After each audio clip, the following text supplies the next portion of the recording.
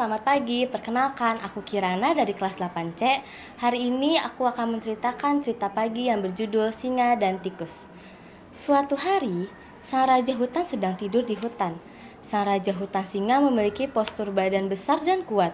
Semua hewan yang ada di hutan pun takut pada singa. Suatu ketika, si tikus sedang bermain di punggung singa. Dia berlari ke sana kemari, sehingga membuat sang raja hutan singa bangun dan marah. Sang raja hutan singa mengangkat tikus ke mulutnya dan berkata, "Apa yang kau lakukan di punggungku? Apa kau mencari mati?"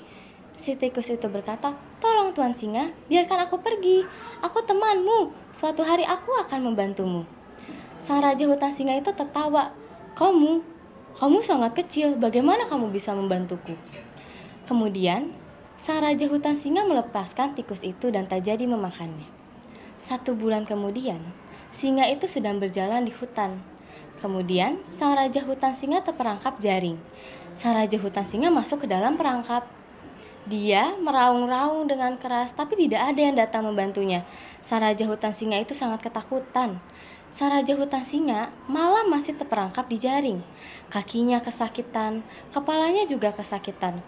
Dia sangat lelah. Tiba-tiba, dia mendengar seseorang berkata, "Teman, saya di sini. Saya akan membantumu." Singa itu melihat ke bawah dan melihat tikus itu. Bagaimana kamu bisa membantuku?" tanya singa. "Aku di pohon ini, aku tidak bisa bergerak. Apa yang bisa kamu lakukan?" Tikus itu menggunakan giginya untuk memotong jaring. Dia kecil tapi giginya sangat tajam. Kemudian, sang raja singa hutan singa itu bisa bebas.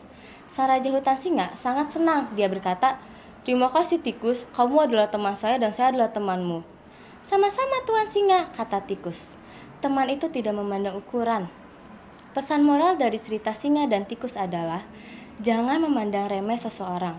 Bisa jadi yang kau anggap remeh itu suatu saat nanti membantumu di kala kesusahan. Sekian yang bisa saya sampaikan. Terima kasih dan selamat pagi.